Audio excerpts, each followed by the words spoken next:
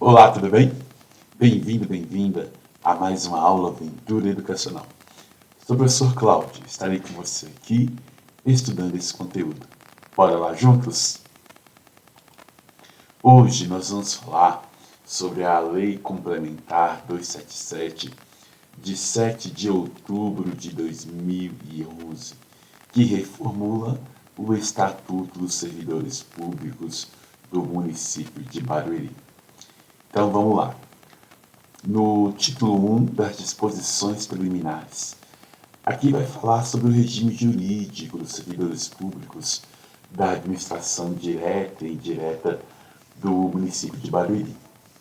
Ou seja, que essa lei, ela rege juridicamente os servidores tanto da administração direta, ou seja, aqueles que fazem concurso direto, né, para os órgãos do município, quanto à administração indireta, né? Ou seja, a administração direta das autarquias que o município possa ter ou possa vir a ter.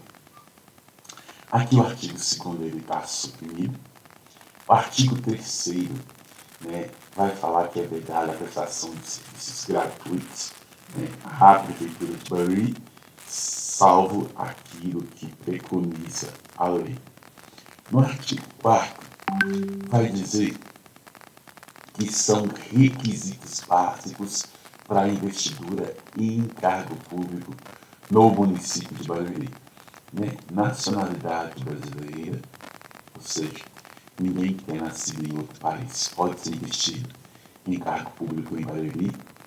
Gozo de direitos políticos, pessoas, por exemplo, que tenham tido suas contas reprovadas e sejam elegíveis, não podem assumir cargo político em Barueri.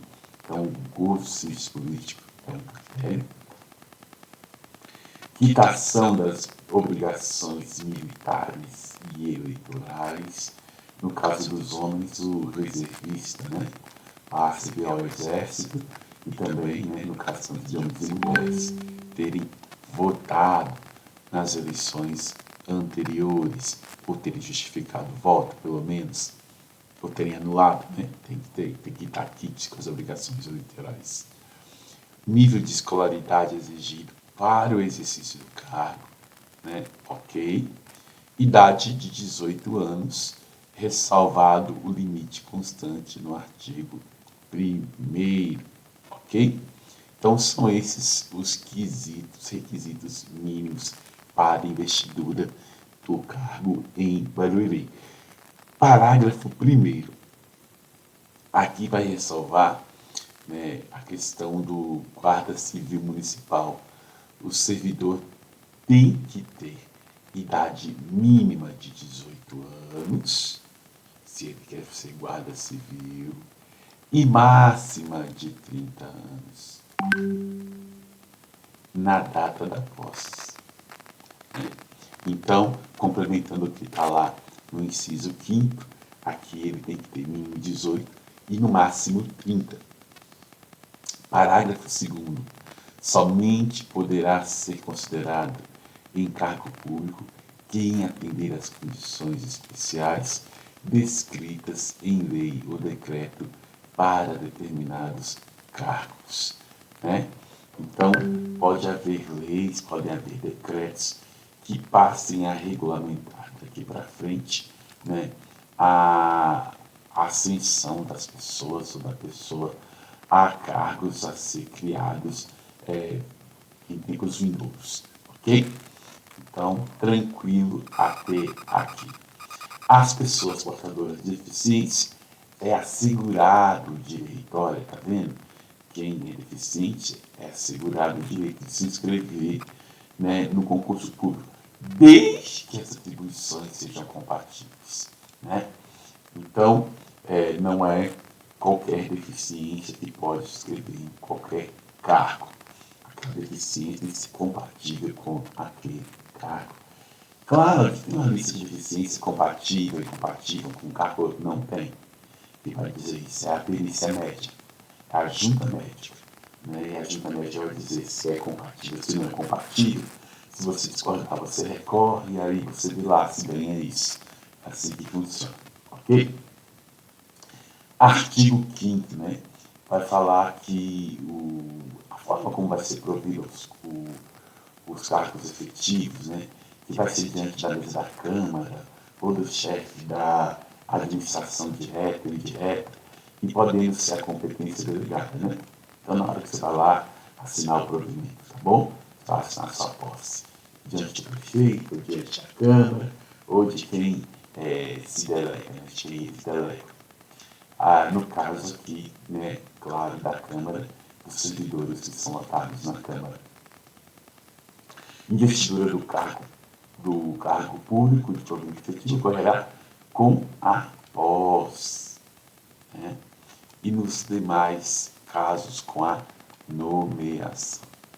Então, cargo efetivo, você vai, né, ter a investidura, ou seja, passar o exercício com a posse, né? Agora, os cargos que são, por exemplo, em comissão, você vai passar, né, ao efetivo exercício com a nomeação. Então, assim, tem essa pequena diferença que é necessário que você entenda. Então, quando você, por exemplo, está em cargo na prefeitura, então, e que você não concursou, você foi indicado, então você vai ser nomeado ou nomeada para aquele cargo. Quando você está em cargo no qual você fez o concurso, fez lá todo o processo bonitinho para aquele cargo, você não está nomeado, você vai ser investido. E aí, meu filho, ninguém te tira. Ok? Então, isso é importante. Agora, aqui, nós vamos ver as formas, né, pelas quais a pessoa, né, pode ser provida, pode haver provimento para um cargo público, né? Então, vamos lá. Pode ser por nomeação, ok? Pode ser por promoção, pode ser por readaptação, pode ser por reversão, pode ser por aproveitamento, pode ser por reintegração, pode ser por recondução e pode ser por transferência. Ok? Então, são essas as oito formas ou maneiras pela qual o sujeito pode ser investido, né? Primeiro é a nomeação, né? A nomeação é a única porta de entrada para o cargo público existente no ordenamento jurídico atual. Essa pode ser em caráter efetivo ou pode ser também em comissão. Em caráter efetivo, a nomeação se dá após a aprovação prévia no concurso público de provas ou de provas de título, de acordo com a natureza e a complexidade daquele cargo ou emprego público. Então, a nomeação ela tem essa característica muito importante, né? O cargo em comissão ele não é concedido de concurso público, né? Sendo um ato discricionário da autoridade competente. Né? O que é um ato discricionário? Aquele que compete à autoridade competente. Né? São declaradas em lei livre nomeação ou de exoneração, não necessitando de motivação para a efetivação desses cargos. A nomeação ela é um ato unilateral da administração pública. O candidato ele não tem obrigação de assumir o cargo, por isso o nomeado apenas terá vínculo com a administração pública com a posse, que deve ocorrer no prazo de 30 dias a partir da nomeação. Aí a gente vai ter também, né, que eu coloco aqui para você, a promoção, né? Também você pode assumir o cargo público por meio de promoção. A promoção, né, ela é o provimento que a gente chama de provimento vertical dos cargos da administração pública. É quando ocorre o provimento na carreira de cargos sucessivos e ascendentes. Né? Por exemplo, né, o auditor fiscal vai evoluir para o nível 1, para o nível 2, nível 3, personal auditor fiscal 10. Professores, né, evoluem a letra A, B, C, depois evolui 1, 2, 3, 4 e assim sucessivamente. A promoção ela ocorre quando há uma evolução da própria carreira. Né? Já a ascensão, que foi declarada inconstitucional pelo STF, né? Ela exigia a mudança de carreira pelo servidor sem a prestação de concurso público. Então, é possível a evolução e ela é feita dentro da mesma carreira. Antigamente tinha a ascensão. Então, um professor, ele se ascendia e ele se tornava coordenador, vice-diretor e diretor. Né? Não há essa possibilidade, que são carreiras diferentes. Né? Então, a promoção ela é sempre dentro da mesma carreira. Ela não pode ser em carreiras diferentes. A readaptação também é uma forma de provimento de cargo público, no caso de limitação física, limitação mental sofrida pelo servidor e esse se encontra, né, ele se encontra inapto para o exercício daquela função. Então, ele é investido, né, ele é provido de outro cargo que ele possa exercer, né, com aquelas condições que ele adquiriu ao longo do exercício do seu trabalho. Então, a readaptação é quando o servidor ele tem um laudo e aí ele é permitido exercer outra função.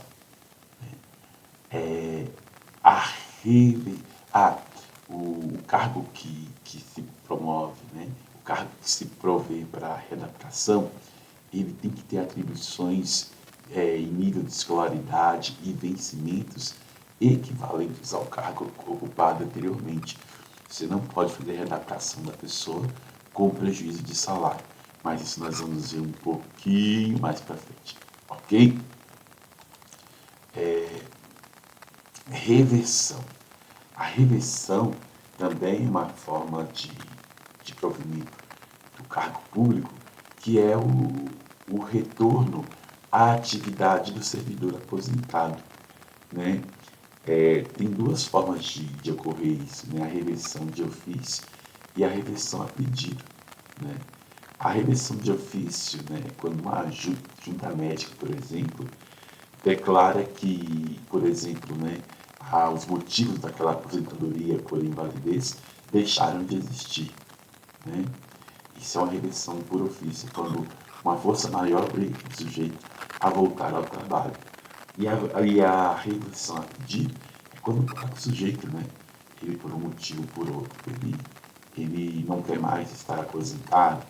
A pessoa se aposentou com 60 anos, 65 anos, sabendo que a aposentadoria compulsória aos 70, ela fica um ano aposentado e fala, eu não quero mais estar aposentado, quero desaposentar, quero reverter. É possível que aí ela vai aposentar-se compulsoriamente aos 70, né? Então isso é plenamente possível. O aproveitamento, né? Também que nós temos, falamos disso aqui, falamos da numeração, né? Aproveitamento. O aproveitamento, ele também é uma situação de provimento de cargo público que trata aqui no caso, é o retorno do servidor que havia sido posto em disponibilidade. Né? Esse aproveitamento deve ser um cargo com atribuições e vencimentos e sejam compatíveis com o anteriormente ocupado. Né? Isso vai acontecer, por exemplo, né, um psicólogo, por exemplo. Em alguns municípios, todos os psicólogos são cargos da saúde. Né? Então, por exemplo, aquele psicólogo foi posto à disposição pela Secretaria da Saúde. Aí então a Secretaria de Assistência Social fala, não, eu quero aproveitá-lo aqui que eu preciso de um psicólogo. Ou a Secretaria de Educação fala, eu vou aproveitar esse cara, essa menina, que eu preciso de um psicólogo. Então é o provimento por aproveitamento.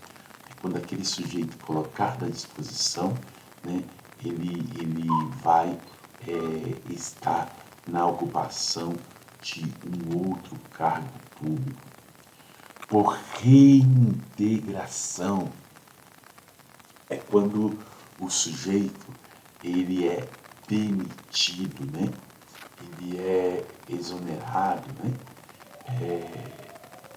Ou mesmo ele exonera e depois ele consegue, por algum motivo, reverter a sua exoneração.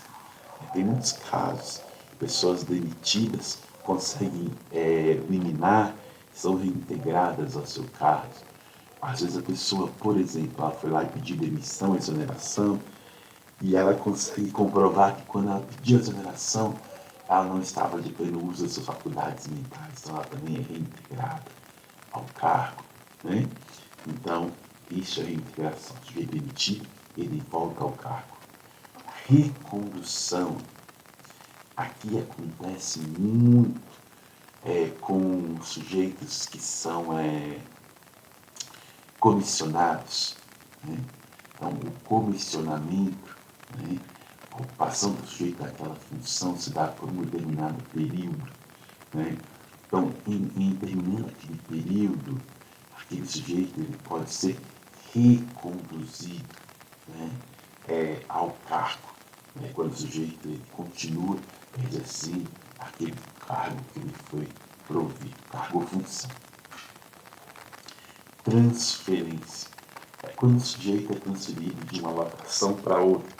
O professor está no cargo na escola A, foi transferido para a escola B, ou se transfere para a escola B, o diretor está na escola C, se transfere, foi transferido para a escola B e assim por diante.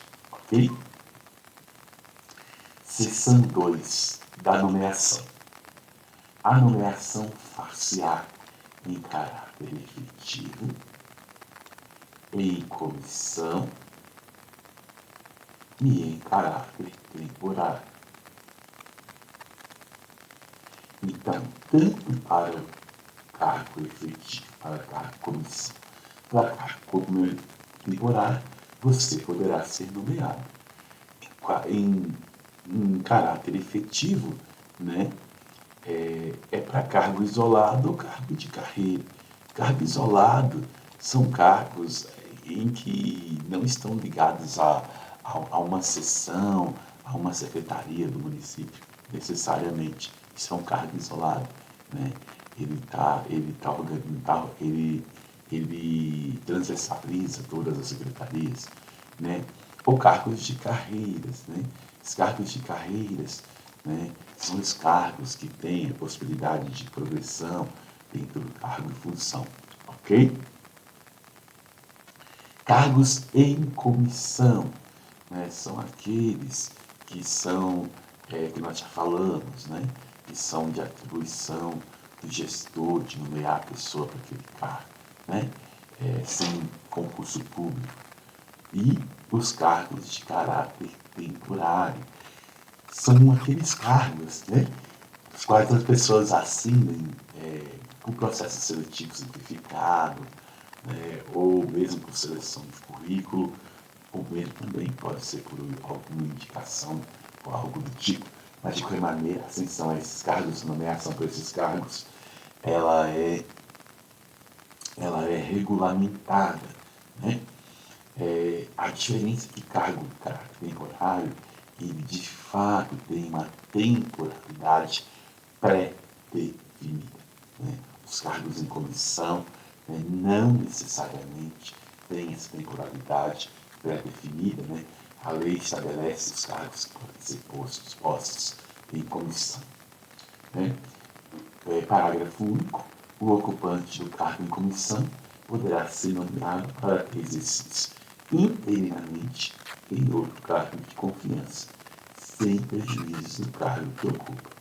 Hipótese que deverá optar pela remuneração de um deles durante o período da interinidade. Significa o quê? Uma pessoa, por exemplo, está num cargo de comissão de, sei lá, gestor educacional, supondo que existe esse cargo. E aí o secretário de educação vai lá e é demitido, e ele pode, né, mesmo estando em cargo em comissão, aí ele pode assumir interinamente a Secretaria de Educação. A única coisa que ele vai ter que fazer é optar ou pelo salário secretário ou pelo salário do seu cargo de gestor educacional, pela nomenclatura. Né? Ele não pode acumular os dois salários. Tem que escolher por um, por hora, escolher o maior. Né?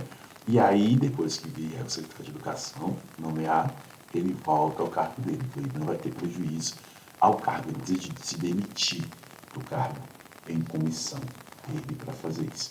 Ele pode estar interinamente nomeado em outro cargo, né? mas vai exercer as duas funções. Interinamente significa de forma temporária, tá bom? De forma que a gente chama ad hoc. Né? A nomeação para cargo de carreira ou cargo isolado de provimento efetivo depende de prévia habilitação em concurso público de provas ou provas de títulos obedecidas à ordem de classificação e o prazo da sua validade.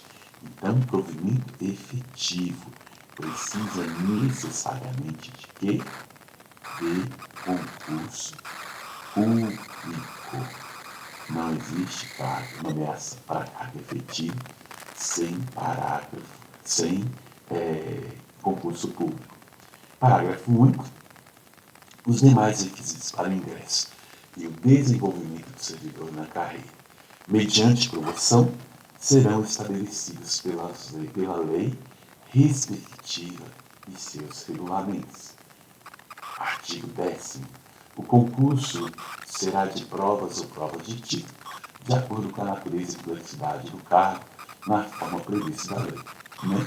Então pode ter prova lá, múltipla escolha, prova aberta, que não fala, ou prova de títulos. Né? É uma disjunção inclusiva. Né? Você pode ter um concurso somente com provas. Né? Eu nunca vi concurso só com provas de títulos, mas pode ter também. Pela disjunção da legislação, não é vedado. Ok? Artigo 11. O concurso público terá validade de 2 anos, podendo ser prorrogados por uma única vez. Ou seja, né, por mais 2 anos. Então, no máximo, um concurso público poderá durar 4 anos. O prazo de validade do concurso e as condições de realização são fixadas em edital que será publicado no Jornal Oficial do Município ou Diário Oficial do Estado de São Paulo e no site municipal. Tranquilo. Não se abrirá concurso enquanto houver candidatos aprovados em concurso anterior. Isso aqui é muito importante. Então, tem candidato aprovado anterior, não pode haver abertura de concurso. Né? Claro, desde que a validade desse concurso ainda esteja em vigência, salvo se o número de candidatos habilitados para nomeação for inferior à necessidade da administração. Eu precisava de 300 professores. Fiz o concurso. Habilitaram nesse concurso 100. Então eu já posso, mesmo antes de dar posse para esses aí, já abrir um concurso para as outras vagas. Ao passo que, se eu fiz um concurso e eu tenho 300 vagas para aquele concurso e se habilitam mais de 300 pessoas, eu não posso abrir outro concurso até que as vagas estejam esgotadas. Artigo 12. A posse dar-se-á pela assinatura do respectivo termo no local deverão constar atribuições, deveres, responsabilidades e os direitos inerentes ao cargo ocupado que não poderão ser alterados unilateralmente por qualquer uma das partes, ressalvados os atos previstos em lei. Significa o quê? Que quando você assina a posse, lá tem que estar os direitos, os deveres e as incumbências. E o município não pode, depois que você tomou posse daquele cargo, alterar qualquer um desses fatores com efeito no seu cargo.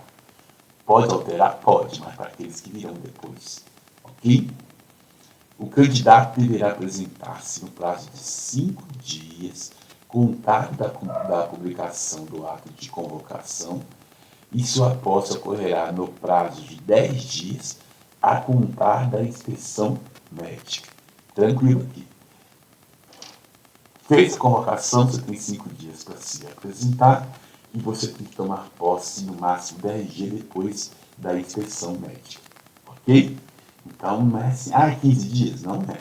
Vai depender da sua inspeção médica. Você tem 10 dias após ela. Tá bom?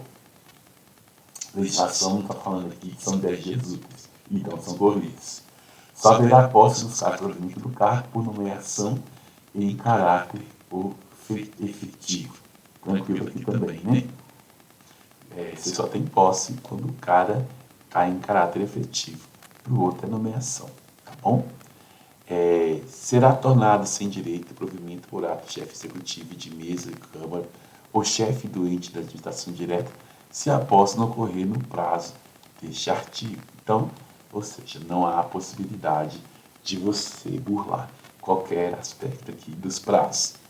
Caso o candidato, embora habilitado, manifeste por isto sua intenção de não ser empossado naquele momento, mas permanecer na lista de espera, será mantido na mesma posição de classificação, com direito a requerer apenas uma reclassificação. Significa o quê? Que se você não quer, naquele exato momento, tomar posse do cargo, você pode dizer, olha, eu não quero tomar posse agora, mas eu quero ficar na lista. E aí, no momento em que você sentir bem para tomar posse daquele cargo, durante o período da vigência daquele edital, daquele concurso, aliás, você faz uma carta de procura e vai no RH e diz, olha, agora eu quero tomar posse do cargo. E no próximo chamamento, eles vão te chamar. Vão te chamar se você for o primeiro da lista de pessoas que adiaram. Quando você retarda a posse, você vai para uma lista de pessoas que retardaram a posse. Aquela lista, primeiro, segundo, terceiro, quarto, quinto, sexto, sétimo, oitavo. Então eles vão chamando, sempre priorizando a lista das pessoas que, quando foram chamadas, pediram o retardamento da posse. O servidor efetivo que for nomeado em cargo comissionado função de confiança terá suas vantagens pecuniárias calculadas sobre o vencimento deste, salvo se optar pelos vencimentos do cargo efetivo. A pessoa foi para a função de confiança, ela pode fazer a opção tanto pelo vencimento da função de confiança, quanto pelo vencimento do seu cargo efetivo, tá bom? Então, isso é interessante. Aqui, o parágrafo 7 e 8 foram revogados. Parágrafo 9, serão destinados 40% no mínimo dos cargos em comissão do quadro de pessoal executivo para administração direta e 10% no mínimo, no caso legislativo, para serem ocupados por servidores efetivos, né? Então, olha, 40% dos cargos em comissão, né, vão ser do pessoal do executivo, tem que ser ocupados por servidores concursados, efetivos, né? E 10%, né, dos cargos em comissão do legislativo também tem que ser ocupado por servidores efetivos. Significa o quê? Eu tenho lá na prefeitura de Barueri 100 cargos de comissão. Em comissão. Eu tenho lá 100 cargos em comissão. Da prefeitura de Barueri. Não estou falando de cada secretaria, não. Entendeu? Que o golpe está aí, né? Então, eu tenho lá 100 cargos em comissão. Significa o quê? 40 deles têm que ser ocupados por servidores que foram concursados, né? Eu tenho lá na Câmara Municipal outros 100 cargos em comissão. 10 deles têm que ser ocupados por servidores efetivos. É vedada a incorporação da remuneração do cargo em comissão quando a fação desse cargo ocorrer a pedido do servidor efetivo. Isso também tranquilo, né? No ato da posse, o servidor deverá apresentar declaração de bens e valores que constituem seu patrimônio. Então, tem que declarar seu carrinho, sua moto, sua casa, etc. Os afastamentos de servidores para participação em congressos e outros certames culturais, técnicos ou científicos poderão ser autorizados pelo prefeito, mesa diretora da Câmara ou chefe da unidade de administração, né? Ou seja, né, quem dá esse pedido, quem concede pedido, é sempre a chefia, né? Ou da autarquia, né? Ou o prefeito, ou o presidente da Câmara, na forma estabelecida em regulamento. A nomeação em cargo público dependerá de prévia inspeção médica oficial. Aquilo aqui também tem que passar lá. Parágrafo único. Só poderá ser nomeado aquele que for julgado apto física e mentalmente para o exercício do cargo. Tranquilo. O exercício é o efetivo desempenho das funções do cargo público ou da função de confiança. O exercício é, então, o quê? Efetivo desempenho. Você entra em exercício do cargo público quando você começa a trabalhar nele, né? Isso tanto vale para cargo ou para a função. E por que isso é importante? Porque você passa a receber a pecúnia, o salário, quando você entra em efetivo exercício, ok? É de 10 dias o prazo servidor nomeado em cargo público entrar em exercício contados a data da sua posse ou nomeação conforme o cargo. Beleza. O servidor será exonerado do cargo, será tornado sem efeito o ato de sua designação para a função de confiança, se não entrar em exercício nos prazos deste artigo, né? Ou seja, tomou posse lá, tudo lá foi nomeado, não entrou em efetivo exercício, quer dizer o quê? Não foi trabalhar? Então vai considerar sem validade, né? Ou vai considerar esse cara exonerado, tá bom? Tem que tornar sem efeito. Qual a diferença de uma coisa e outra? Se eles colocarem como exonerado, você fica impedido lá pela legislação de fazer concurso público, né? Sem efeito não te impede nada. O exercício será dado ao servidor pelo prefeito municipal, mesa diretora da Câmara Municipal, ou, no caso da administração direta, pelo respectivo superior designado na lei ou estatuto, podendo tal atribuição ser delegada. tranquilo, né, gente? É o chefe máximo de onde você vai trabalhar. Seja a prefeitura municipal, o prefeito, seja a autarquia lá, o chefe de administração, né, o seja da Câmara lá, o presidente da Câmara. Ok? O parágrafo 4º.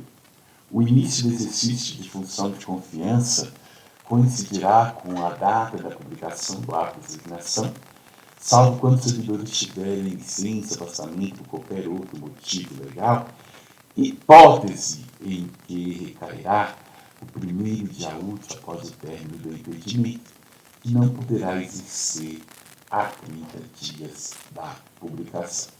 Significa o quê? Você vai para o efetivo exercício da sua função de confiança, né, na mesmíssima data de publicação de quê? Do ato da sua designação. Né? Aí a ressalva é se a pessoa estiver afastada por algum problema, algum problema de saúde, algum problema com previsibilidade legal. Neste caso, a pessoa tem que ir para o efetivo exercício depois do primeiro dia útil, após cessado esse impedimento dela, né? Que não poderá exceder 30 dias da publicação do ato de nomeação. Então, seu impedimento, no máximo, poderá, no caso da função de confiança, tá bom? Só no máximo 30 dias, tá bom? Que a pessoa tem para entrar em efetivo exercício, ok? Parágrafo 5º. Fica facultada à administração pública a prorrogação do prazo para o servidor nomeado em cargo público efetivo em tal exercício, com período nunca superior a 30 dias, contando sempre da data de posse da nomeação, conforme o caso.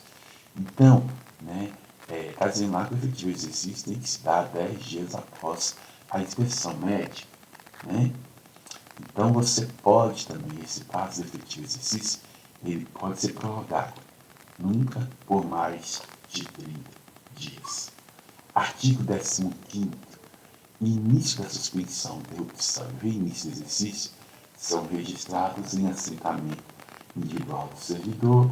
Ao entrar no exercício, o servidor apresentará ao órgão competente os elementos necessários ao seu assentamento individual. E tranquilo.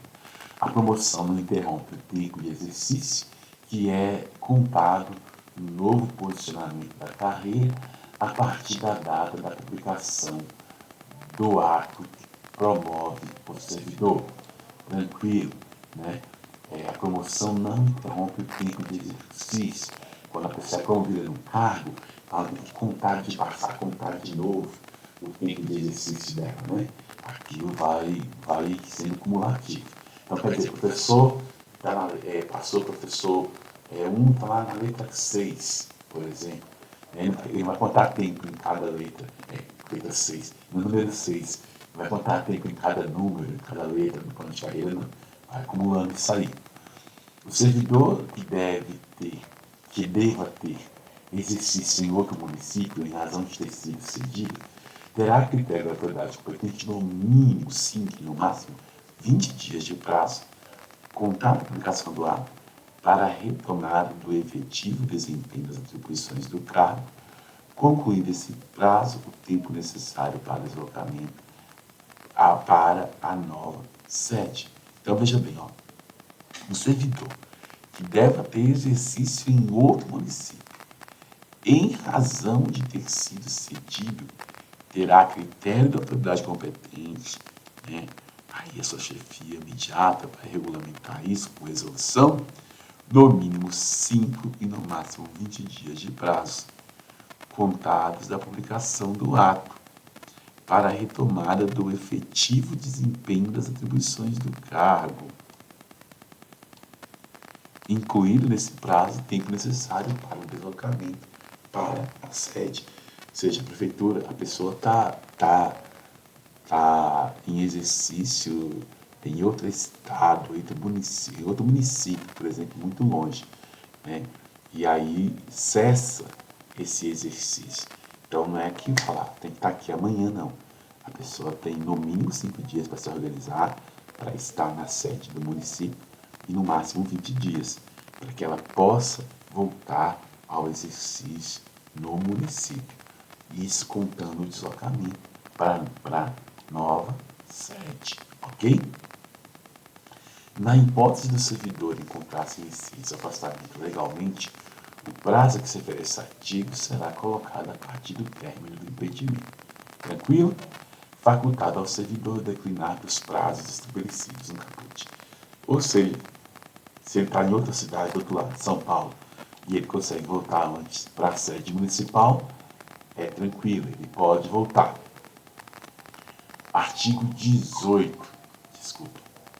Os servidores cumprirão jornada de trabalho fixada em razão das atribuições pertinentes aos respectivos cargos, respeitada a duração máxima de 40 horas semanais, 8 horas diárias e garantia de concessão de 1 hora diária de intervalo nas jornadas cuja duração exceda 6 horas. Então, isso aqui é legislação trabalhista, né? Você pode cumprir até 8 horas diárias, 40 horas semanais, com mais de 6 horas tem direito a 1 hora de intervalo, ok? Ocupante do cargo em comissão, por função de confiança, né, submete-se ao regime de serviço observado exposto no artigo 131. Tá bom? Então nós vamos chegar lá e a gente vê. Parágrafo 1º. Descanso semanal remunerado será concedido preferencialmente aos domingos, quer dizer que não necessariamente aos domingos, você pode trabalhar nos domingos na Prefeitura de Barueri, como em qualquer prefeitura. O disposto no parágrafo anterior não se aplica às hipóteses de adoção do regime de compensação de 12 por 36 ou outro definido e regulamentado em qualquer caso, respeitando o limite semanal de 44 horas. Né? Aqui é muito comum no caso dos cargos da saúde, por exemplo. Para efeito do cálculo serão considerados jornadas de trabalho de 20 horas semanais, 100 horas mensais ou 4 horas diárias. Aqui são os cálculos, né, das horas, das 44 horas, ok? Jornada de trabalho de 24 horas semanais, 120 horas semanais ou 12 horas diárias. Para a jornada de trabalho de 24 horas semanais, 120 horas semanais ou 24 horas diárias. Para a jornada de trabalho de 30 horas semanais, 150 horas semanais, 150 horas mensais ou 6 horas diárias. Para a jornada de trabalho de 36 horas semanais, 180 horas mensais ou 6 horas diárias. Para a jornada de trabalho de 40 horas semanais, 200 horas mensais ou 8 horas diárias. Para a jornada de trabalho de 44 horas semanais, 220 horas mensais, 8 horas diárias. Para a jornada de trabalho na escala de 12 por 36, 12 horas de trabalho por 36 de descanso, 180 horas mensais e 12 horas diárias. Essa variedade de cargas horárias é muito comum, como eu já disse, dentro da Secretaria de Saúde. Do regime de compensação 12 por 36. 12 horas de trabalho por 36 de descanso. Aqui alude o inciso 8º do parágrafo anterior. No caso de servidores que não tenham passivos de descontinuidade, o intervalo intrajornada poderá ser fracionado em períodos ou mesmo interrompido em função de imperiosa necessidade dos serviços. Né? Então, há um intervalo aqui entre as jornadas e esse intervalo pode ser suprimido. Exclui-se desse artigo o profissional do quarto magistério, que deverá se sujeitar à Lei Complementar número 383, de 1º de dezembro de 2016, inclusive quanto à carga suplementar de que trata este artigo. Então, na verdade, os profissionais do magistério estão regidos pela carga horária da qual trata a Lei Complementar número 383, de 1º de dezembro de 2016, que é a carga horária de 36 horas semanais ou de 40 horas semanais. Essa é a carga horária que compete aos profissionais do magistério, ok?